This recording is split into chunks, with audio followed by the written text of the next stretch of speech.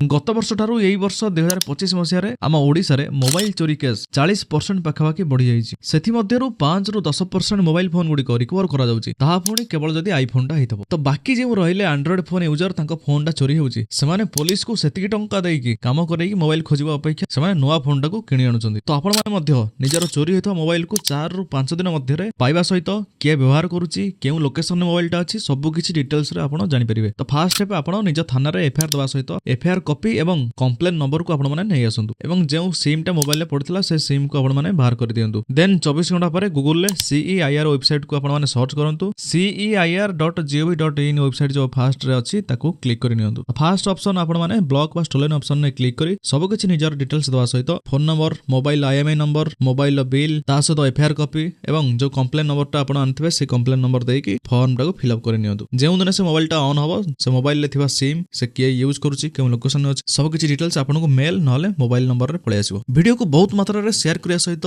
Page को follow करि नियंतु।